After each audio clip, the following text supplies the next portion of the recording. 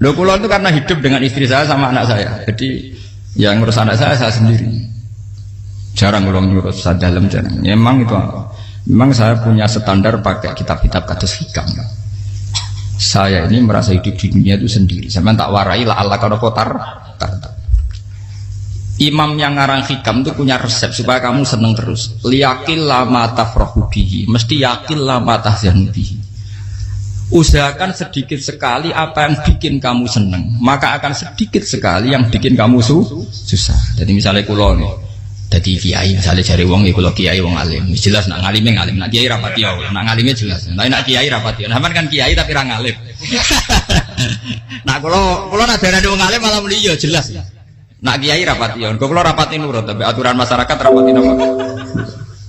Nah sampean kiai tapi ora napa ngalim. Ya beda. Ndak ini memang bedanya jauh. Ya mungkin lebih kiai sampean gimana? Cara derdek-derdek donga meyakinkan sampean. Tapi cara artine donga piye paham kula. Lha boten iki nyata, sampe rasa tersinggung. Napa barang-barang napa? Nyata. Nah, kula sering ditakoki kiai-kiai masalah. Resepnya apa jenis? Konjinan rata susah, padahal kita rata wiridan atau muhaisisip. Resepnya ilmu itu gini kata hikam. Ulama yang kayak hikam tuh pernah ngarang kitab tuh saking syukurnya entah saking angkuhnya terserah ngomentari. Kamu harus yakin bahwa di sisa hidup Anda itu tidak akan maksiat lagi. Sehingga kalau kamu ditakdir maksiat, anggap saja akhiru maksiatin kudirat alika. Anggap itu yang terakhir. Siapa yang menganggap mohal bahwa dia tidak akan dosa sampai mati, berarti menganggap Tuhan itu lemah. Karena cara berpikir kita kan bayangkan hidup itu 40 tahun lagi. Misalnya saya sekarang umur 40, bayangkan umur kadang 4 tahun meneh. Sampean misalnya umur selawe, bayangkan selawe tahun meneh. Sehingga menganggap dalam durasi ini selawe tahun kok orang maksiat kan mohal.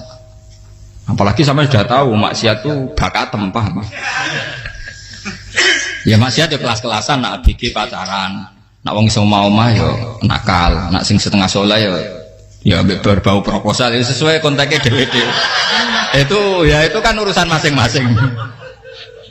Ya itu kan urusan masing. Moe wakisabu ala wa, ngene ora ana sing roh moe wakisabu ala.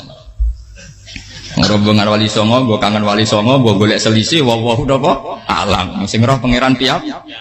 Mbok kangen wali, mbok golek selisih margin. Niku pokoke wawahu napa ya itu kan urusan jenengan mbek pangeran, mboten urusan kula. Tapi tetap saya sebagai ulama mengingatkan, niat itu ditoto. Begini, ulama dulu tuh ngitung hidup itu hanya 2 menit 2 detik. Sehingga dia ya gampang saja. Kayak Kanjeng Nabi itu, ya Rasulullah kenapa tidak menyediakan makan untuk besok? Loh, saya itu tidak yakin kalau hidup saya sampai besok. Ya sudah begitu cara, ya sudah tenang saja. Kalau sampean kan bayangkan hidup 4 tahun lagi, 5 tahun lagi, sehingga arah mangan ya wedi tenan. Padahal bolak-balik zaman cilik arah mangan tetap wedi. Jadi cara berpikir Nabi itu begitu. Begitu juga cara pikir sahabat, cara pikir ulama-ulama yang waras itu begitu. Loh, saya itu pernah melarat di Jogja zaman pertama merantau. Itu kalau nanti saya bilang, Gus kok tidak punya beras gitu. Tapi apa yakin nak sesuk urip Pak? Kowe buta mangan sesuk, anak sesuk ijek napa? Cara berpikir ulama itu begitu. Sehingga melihat maksiat juga gitu. Alhamdulillah aku ijek urip 1 detik, 2 detik, 2 menit. Sehingga hidup. Dan itu sudah cukup untuk lafadzkan la ilaha illallah. Makanya kata yang ngarang hikam, betapa murahnya Allah. Surga itu hanya bisa dibeli dengan 2 menit. Karena surga itu senilai la ilaha illallah. Miftahul jannah la ilaha illallah. Itu cukup 1 menit. Berarti surga itu regane mau 1 menit. Dan karena dia nganggap hidup itu 1 menit ke depan la ilaha illallah, ya sudah. Dia ngitungnya hidup itu per menit. Kalau sampean kan enggak, per 10 tahun, per 20 tahun. Sehingga kriminal betul, cara pandang sampean itu kriminal betul. Sehingga bayang kudu di duwe, kudu di bojo, nak kiai kudu di pengaruh. Lah kalau saya enggak. Saya meskipun tidak sehebat itu, tapi mewarisi keilmuan mereka. Jadi misalnya saya jadi ulama, itu bayang dong, di santri mau sitok. Islam pokoknya ke Ahmadiyah ya gitu saja. Ya pokoknya ya sudah gitu. Orang bayangno santri sing kelambinan takwa khusyuk salam tempel demen gelo, demen apa? Lo tanyakan santri-santri saya itu mungkin belum pernah nyuri istri saya bikin kopi. Bisa dihitung. Karena saya itu sederhana saja. Misalnya saya pergi dari Jogja ini yang nyata salam. Bayangno bojoku wis maca, gawekno kopi, bukakno lawang malah kecewa. Seperti umumnya orang kan gitu. Semerantau ada bang bojoku nyuambut, digawekno kopi, digodhogno banyu hangat teman, bareng teko bojone wangep kukur-kukur. Karena tarifnya dia ideal, maka mudah kecewa kalau itu tidak terjadi. Nak kula mboten, sebayangno kaya Jogja, bojoku cek utuh Islam, nak salat 5 bulan ya sudah gitu. Pakai standar-standar yang minimalis. Saya dari rumah bangun sampai ngaji ya, pokoknya melek, terus ya sudah nak sholat demadem nopo, mulanya sudah gitu. Andai kan saya pakai standar maksimal, maka akan mudah kecewa. Rasulullah juga begitu. Rasulullah itu ngadepi Sayyidah Aisyah, itu ya begitu, ngadepi Hasan Husain. Sehingga tidak ada cerita Nabi mudah kecewa, betul. Karena Nabi bayangkan anak istrinya itu ya minimalis sekali, urusan dunia loh maksudnya minimalis sekali. Misalnya Nabi pagi-pagi tanya, ya Aisyah apa ada sarapan? Enggak ya Rasulullah, ya idzan asumu kan itu saya puasa. Kalau sampean usul-usul ora digekno kopi wong wedok opo? Itu kan repot. Muni-muni itibak sunnah Rasul tapi enggak pernah sampean mendekati sunnah napa? Rasul. Sehingga ya tenang saja Nabi. Saya tuh alhamdulillah bisa niru dalam gitu-gitu tuh bisa. Makanya ini kiai muda paling jauh. Banyak kiai-kiai yang sepuh itu kalau urusan gitu konsultasi sama saya. Gus resep apa kain? Ini kula resep era dekarep apa? Juga saya tidak pernah bayangkan opo tanggaku seneng aku atau orang sing ngaji aku kecewa, tidak pernah bayangkan. Sampai bukan makhluk, tidak penting. Kecewa tidak kecewa itu tidak benar. Saya itu orang alim, ngerti ini warido kamat lubi, ora warido kum. Yang tak gulai ridane pengiran, ridane sing ngaji, ridane konsumen. Itu apa makhluk tidak penting. Itu harus dilatih. Harus apa? Sehingga orang itu kalau biasa sholat, maksudnya biasa takluk be Allah, mesti la Allah katardo, mesti gampang puas. Karena dia iktifak ngalap cukup be Allah Subhanahu wa ta'ala. Saya sebagai manusia juga sering ditangisi istri. Misalnya saya sering ke Jogja sendirian. Nah ninggalan nopo, ninggalan ibu milih pengiran. Misalnya mati ninggalan ya paling aku mau ngapain nih suaraku. Paling uang nangis gue kegiatan. Bukan apa. Ingin saya bahwa konstitusi ulama itu masih iktimat Allah. Kalau kita kan enggak. Cara berpikir kita ngaji itu ideal sing ono podium, sing ngaji kelaminan takwa kabeh, ketunan kaji kabeh, ndiluk kabeh. Kita akan pakai standar-standar yang dengan asumsi kita. Padahal Nabi zaman sugeng al iman hahuna wa yusiru ila qalbihi sadrihi salah. Iman itu urusan hati. Komitmen sampean be Allah Subhanahu wa taala. Nah ini resepnya. Makanya kata hikam liyakillah mata frohubi, mesti yakinlah mata syanubi. Sedikitlah kamu gembira dengan satu hal, nanti akan sedikit kamu yang kecewa. Artinya misalnya kados kula sebagai ulama seneng kula niku kok iman. Ya nggak kayak wong awam. Ya sudah gitu. Jadi misalnya suatu saat kula jatuh, yang ngaji saya gak semeneng dadi kupeting. Wong sing seneng kula bubar kabeh. Kula ora susah, miskola darah bener. Gus saiki jenengan ora sing seneng. Ya tenang saja. Sing ora seneng makhluk ora jelas. Dan status mereka tetap la yadurru walayang. Ini harus dilatih. Sehingga Nabi itu ya meskipun beliau itu perang, sahabatnya meninggal, ya tenang saja. Nabi cara berpikir yang meninggal mereka mati syahid, yang masih hidup dianggap berpotensi melakukan kebaikan. Sama tak warai resep-resep dari Rasulullah Shallallahu Alaihi Wasallam. Saya ini sebetulnya memaksa, menjelaskan ini maksa, karena saya inginnya jadi ulama yang kayak umumnya orang, tidak ideal amat. Tapi kan saya ditegir ilmunya itu ideal, jadi terpaksa saya jelaskan. Tapi kalau perilaku saya tidak akan ideal. Soalnya ngawur, saake mari Ghafuri pengiran nganggur bolak-balik cerita. Ada seorang wali, karena dia wali itu doa di multazam, ya Allah, saya ini minta satu hal. Karena dia wali maka tidak minta uang, tidak minta jabatan, minta engkau takdir saya tidak pernah maksiat. Itu kan bagus sekali, minta doa ditakdir gak maksiat kan ada. Dari pengiran malah jabe. Fa'ena ada ukufran. Karena tahu maksiat malah sifat ghafurku tak ada kok endi. Gamane pengiran ini sifat ghafurku rak nganggur. Malah tidak ada orang selain Nabi kecuali ditakdir tahu maksiat. Dan sifat ghafuri pengiran efektif. Paham apa? Lara sampean kan ghafure mbok nggo kabeh. Dadi karek sadidul ikop.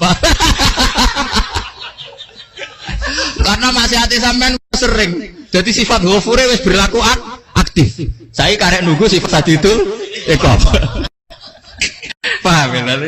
Itu beda dengan wali-wali. Sifat sadidul ikop mau aktif, mereka tidak punya dosa. Malah pangeran bingung gak kok sifat ghafure. Apik tak dakoki ghafur ora tau dosa. Didakoki sadidil kok gak tau maksiat. Jadi pangeran malah sing bingung. Nak kowe ora tau maksiat ghafur kok tak dakoki. Kok ora tau maksiat, wong iku ora tau apa? Didakoki sadidil kok gak mungkin atau maksiat. Lah pangeran ape dakok ghafur kan syaratnya dosa sik. Sampeyan kan walian. Ghafure wis dientekno. Keseringan kepake, paham ya? Karek nopo? Karek sadidil ikom. Ya itu memang standar Tuhan. Semua Quran itu kalau nyeritakan gitu. Nabi ibadi anni anal ghafurur rahim. Kawulaku ceritani aku ghafurur rahim. Tapi yo ceritani wa anna adabi wal adabul alim. Jadi Nabi ibadi anni anal ghafurur rahim wa anna adabi wal adabul alim. Kalau Nabi Ibrahim, Nabi Muhammad inna rabbaka lasari'ul iqab. Pangeran cepat nyiksane. Tapi wa innahu laghafurur. Jadi dua sifat ini pasti aktif. Dan tentu ulama itu senang sifat ghafur itu ya meskipun aktif, tapi mereka tidak pernah ngambil fasilitas sifat nopo. Kula baleni malih. Sehingga kayak Sayyidina Umar radhiyallahu anhu ketika beliau pertama jadi khalifah, ini cerita di kitab Hayati Sahabat. Pertama dia jadi khalifah, orang mengira dia akan ngomong hal-hal yang besar, visi besar tentang negara, visi besar tentang izzatil Islam wal muslim. Tapi ketika Umar pertama pidato begini, ayuhal muslimun ayuhan nas, ana, jari kata Sayyidina Umar, ana hulamun min bani Makhzum, akulu min kholati. Saya ini pemuda dari Bani Makhzum. Kecil saya bisa makan karena bulik-bulik saya punya kebun kurma yang kalau saya memanen diopahi beberapa biji dan itu menjadi kuti wahayati, menjadi saya bisa hidup. Terus wassalamualaikum warahmatullahi wabarakatuh. Orang itu penasaran semua. Orang jadi khalifah pertama dibenem jadi Amirul Mukminin, pidatonya ngenang masa kecilnya ra kelar mangan, kelare mangan mergo buruh bulike. Paham ya?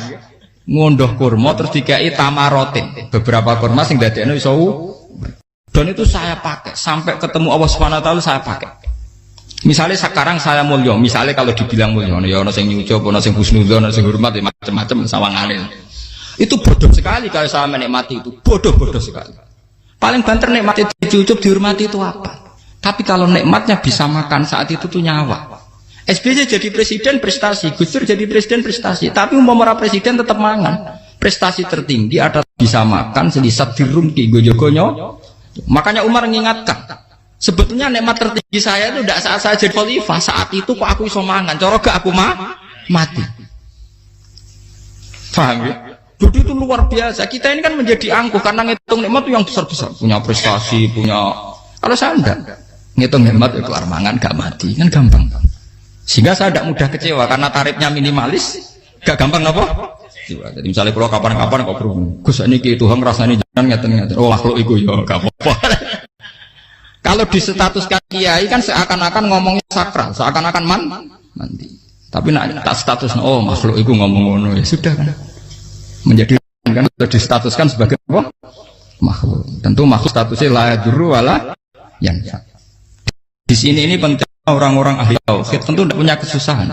Innalladzina qalu rabbuna wa tsummas taqamu. Itu mesti tidak ada kesusahan sama sekali. Misalnya ulama-ulama dulu mau mati ya tenang saja. Mati kedua itu mati paling menantang ya, menyenangkan sekali. Karena mati yang seru itu mati zaman Al-Adam. Misalnya saya kelahiran tahun 70. Tahun 40-50 kan belum ada saya. Itu mati yang sejati karena Al-Adam. Kenapa? Al-Adam tidak ada. Mati yang nanti itu mati yang petualangan karena saya mati setelah menyaksikan kekuasaan Allah, setelah husnudzon sama Allah, sehingga mati yang menuruti kerinduan akan ketemu sang kekasih. Makanya Jalaluddin Ar-Rumi ketika mau meninggal dan orang-orang muridnya nangis, dia marah-marah. Hei murid-muridku, betapa bodohnya engkau.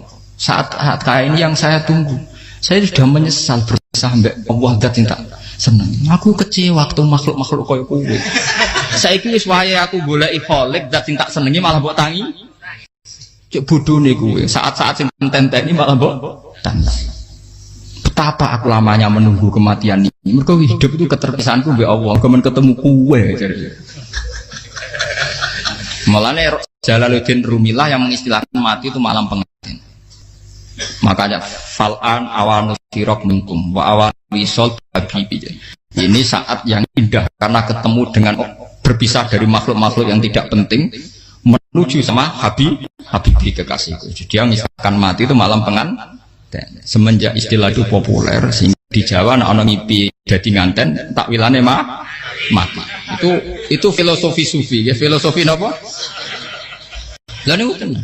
Begitu juga sahabat-sahabat dulu. Bilal mau meninggal, anaknya udah nangis. Bilal lagu ya. Ditanya sama anaknya, kenapa anak-anak kamu nangis? Dan jenengan badhe kapundhut. Aku malah seneng nang mati. Hudan nalqal akhibah Muhammadan wa hisbah. Aku nak urip ketemune mbek kowe terus. Malah nak mati ketemu Nabi Muhammad. Hudan nalqal akhibah Muhammadan wa hisbah. Nah, dengan cara pandang begitu maka hidup itu enjoy saja. Ya saya sebenarnya keberatan pakai kelas ini, keberatan karena saya harus ngulang sampean-sampean itu.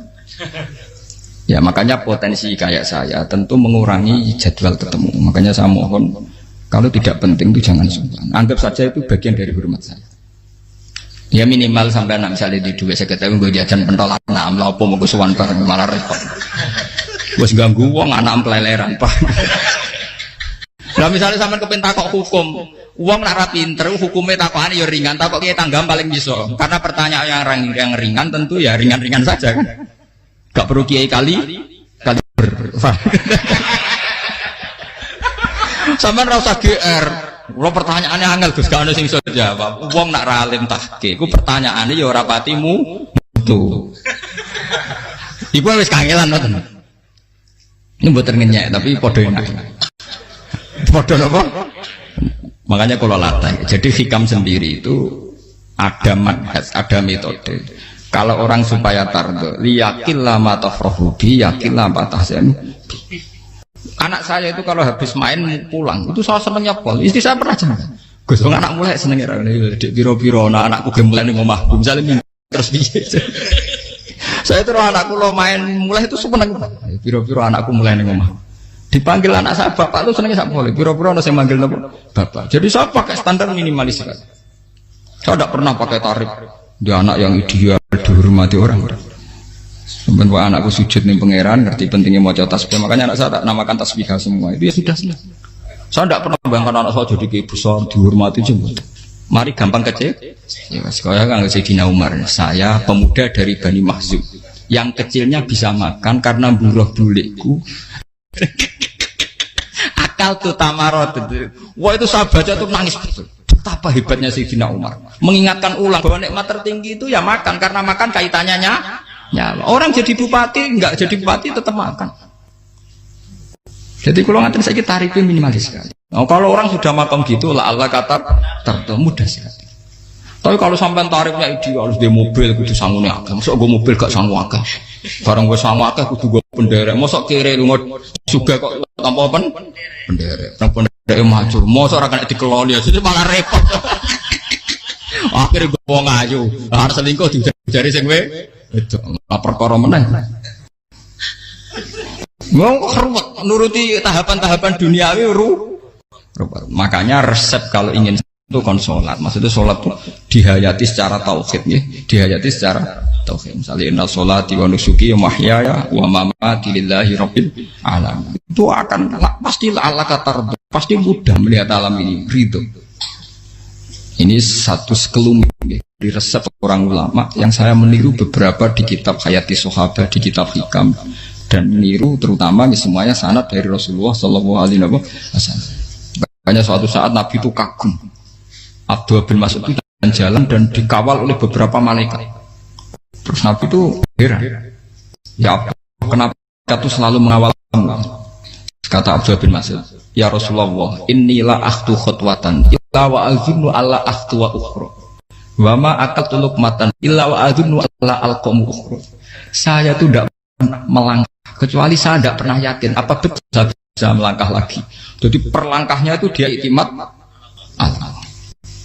Dan saya tidak pernah mengunyah satu kunyahan kecuali saya tidak yakin apa betul saya bisa mengunyah lagi. Setiap kunyahnya tetap semuanya ada bismillah. Semua itu atas nama pertolongan atas kata Rasulullah. Orang kakak andekan saya ada nabi terakhir itu jadi nabi. Jadi kemana? Makanya dulu Nabi itu sering ngendikan, adekan orang-orang kayak gitu itu ada nubuah, tentu mereka punya derajat nopo nubuah. Jadi tidak jadi Nabi tapi punya derajat nopo nubuah. Lah orang yang cara berpikir gitu tentu tidak khawatir apa yang hilang dari dirinya, karena dia berkontrak dengan Tuhan hanya per menit per detik. Jika mempunyai resep al-mu'min yusiru sana Allah ayakuna li nafsi zakiron. Seorang mukmin yang sejati tentu kontaknya dengan Allah Subhanahu wa taala, dan dia tidak pernah ingat dirinya sendiri. Kayak sampai pas umat tapi'il, Allahu akbar, Allah maha besar, subhanak. Selalu ana wong ngrasani termasuk lali utange barang iku. Tapi yang jelas kan menjadi enjoy dengan dirinya sendiri. Paham ya? Menjadi enjoy dengan dirinya. Karena dia tidak sering punya kontrak dengan makhluk. Nah ini maksudnya Allah kalau janganlah Allah kata kamu pandang. Apa nak sholat terus kabul kajar. Apa nak sholat terus untuk duit ya ber. Karena cara pikir iso aja nak duit ya. Dan ini resep ya. Dan resep ini dari ulama-ulama yang istinad ila Rasulillah Shallallahu Alaihi Wasallam. Karena kalau Nabi itu memang cara pandang. Aisyah itu pernah ditanya. Ya Aisyah, saya ini ingin makan. Apa daging yang dari sahabat ini masih? Wah ya Rasulullah sudah habis karena tak kasihkan tetangga. Itu Nabi tidak marah-marah, malah bilang, kamu benar Aisyah. Biru yang kamu kasihkan tuh yang masih. Kau nak daging dipangan dewe kadang nuruti nafsu. Nak dikekno wong sudah kau nuruti perintah pengen. Jadi kanjeng Nabi, beneran Aisyah. Dagingnya ijek. Mau kalau nanti yang malah ijek. Sing bogo sudah kau malah sing ijek. Cara berpikir Nabi itu begitu. Tapi tahu-tahu disederhanakan sunnah Nabi ya serbanan. Lah itu kan ya memang itu bagian dari sunnah Nabi, tapi sunnah seharga 10.000. Paham ya? Ya monggo mawon sampean sunnah Nabi serbanan gitu, tapi itu sunnah yang bisa dibeli dengan murah. Hakikatnya sunnah Nabi itu rata-rata bentuknya perilaku, napa? Zaman delok dawuh Aisyah tenggene tiba berjanji kana khuluquhul Qur'an wa shimatuhul ghufran yansahu lil insan wa yafsahu fil ihsan wa ya'fu 'anil dzambi idza kana fi haqqihi wasababi. Kana khuluquhul Qur'an, nabi ku akhlak dasare wis kaya Quran plek. Urusane akhlak. Wa shimatuhul ghufran, ciri utama sifatnya nabi gampang nyepuro. Yansahu lil insan, dan nabi punya niat baik pada seluruh manusia. Wa yafsahu fil ihsan, sering melakukan ihsan. Lah nek sunah Nabi ngoten kan luwih sering kula Quran ya wis hafal mulang. Wasimatu kufran kula gampang nyebut sampean ngaji angop ya ora tau tamu. Yang sahulil insan kula bedina nate tiyang mulang. Wa yafsahu fil ihsan tak gampang. Kula mulang ora tau. Itu sakmene kudu podium kudu wong dilo ya ora. Pokoke anggere kiamat dia ya madhep mulon ya sudah. Loh itu kan dawuh Aisyah ketika ditanya kaifa kana khuluqu Rasulillah, dan itu semua dijawab oleh ahwal, oleh sebuah perilaku. Tidak ada Aisyah jawab nganggo atribut. Oh Nabi itu jubahan serbanan, tidak ada itu. Memang itu sunnah ya, satu itu sunat kan, jangan salah paham ya. Tapi itu sunnah yang tidak dijawab oleh Aisyah. Sunnah yang sampean jawab sendiri, paham? Aisyah yang istrinya Rasulullah ketika ditanya kaifa kana khuluqu Rasulillah, beliau jawab kana khuluquhul Qur'an wa simatuhul ghufran yansahu lil insan wa yafsahu fil ihsan. Semuanya akhwal wa ya'fu 'anil dzambi idza kana fi haqqihi wa sababi wa idza dia haqqu wa lam yakun li ahadi marra'ahu badihatan haba wa idza ta'ahul miskinu ajaba yaqulul haqqa walau kana murra wa la yutmiru lil muslimin hisau walau. Semuanya itu akhwal, satu perilaku sosial. Saya mengakui kalau serbanan sunat, ya saya ngakui. Tapi sunnah plus karena saya mewakili yang akhwal tadi, yang apa? Lah mungkin untuk sampeyan, monggo kalau untuk ngisi sunnah. Tapi mbok ya adil itu. Ini bukan kritik mboten nggih. Yang meyakini serban sunat kan sudah banyak dan itu bagus. Tapi cobalah juga meyakini ahwalu Rasulillah. Makanya mansana sunnatan itu rata-rata ulama maknani siapa yang ikut sunnahnya Nabi. Rata-rata ulama nafsir ahwalu Rasulillah wa af'alu. Perilaku sosial Rasulullah. Makanya terusannya wa idza ja'ahul miskinu ajabah. Kalau dipanggil orang miskin ya datang. Ya maksudnya ada harus orang miskin manggil pas resepsi kawin boten. Misalnya ana wong melarat kuwi di sepeda motor, wong melarat iki yo ngeteroni puskesmas ya mbok terno. Wong melarat loro yo nukono misale apa minyak kayu putih mbok tekani. Ora kok ngerti-ngerti mbok musan walimatul urus sing wajib piye. Payah. Lho lan Padahal miskin aja be ora ana hadise urusan walimatul Islam mboten. Kalau orang miskin manggil ya. Dalam riwayat hadis ya Nabi sering dipanggil orang miskin. Ya Rasulullah, mbok datang ke rumahku, ada apa? Terus ya Nabi, saya tuh ingin rumahku sing elek jenengan nate salat teng mriku. Ya Nabi datang ya salat saja ya ora jaman. Fi ayyi makanin aradta an tusalli fi. Kamu di tempat mana kamu seneng salat teng mriki ya Rasulullah. Ya Nabi salat. Sing ngundang ya waras pisan. Kenangan mek Nabi kok mae dienggo salat Nabi. Ampean tahu tanggung kiai kon salat. Kon mromosekno anakmu iku paham. Dia itu nggak nunggu kersane ketampi PNS. Padahal kiai ini dia anak era PNS. Kalau dulu kan sahabat ngundang Nabi itu ya gitu. Ya Rasulullah, saya itu ingin sekali engkau sholat di rumahku. Fa'takhidahu musollan. Kemudian tempat yang pernah engkau sholati mau tak pakai musola pribadi. Makanya masjid kiblat itu rumahnya sahabat. Karena dulu Nabi pernah sholat di satu tempat. Adalah ono perintah tahlilul kiblat itu di rumahnya sahabat. Itu sahabat dulu itu kalau ngaturin Nabi itu kenanya ingin Nabi pernah sholat di situ. Nah, ilmu ngeten ini mentek. Ya, untungnya enten kula. Dadi ono sing eling-eling ya, Bang. Teman-teman kudu syukur ya. Artinya syukur ya. Orang kayak saya itu tidak usah sampean dikte-dikte ngikuti hukum adat. Kalau ngoten sampean gelo mergo kula ora iso teko, kula ya gelo perkarane ulama kok mbok atur. Makanya saya sering guyon cerita saya itu kalau di pasar Pandangan dulu tuh anyaran boyong sering di pasar ditanya sama Gus wong alim kok di pasar. Piye? Aneh tuh. Ya aneh kuwi. Aneh piye? Bodohnya wong alim. Kadang masyarakat tuh tidak sadar keanehan dirinya sendiri. Mereka enak saja rasa kalau orang alim ke pasar itu aneh. Mereka tidak sadar orang bodohnya wong alim ya aneh. Enak saja mereka mikir sepi. Faham ini supaya sampean la'allakan apa tar. Makanya untuk Rasulullah Nabi itu sering ngendikan ana tamu hormati. Tapi etika mertamu di Rasulullah itu walakin idza du'aitum. Mertamu Nabi itu nunggu ditimbali. Walakin idza du'itum du'iya mabni majhul. Ketika kamu ditimbali fat. Jadi ya ayyuhalladzina amanu la tadkhulu buyutan nabiyyi illa ayyudzana lakum. Jadi untuk sowan Nabi itu nunggu dipang. Meskipun sahabat tuh rindu Nabi, tidak berani sowan ke dalamnya Nabi. Kalau ingin ketemu Nabi di barengno pas sholat jamaah, karena Nabi pasti keluar di mas. Andai kan Nabi nerima tamu di rumah, ya ora sido dadi Nabi. Sama nampa tamu.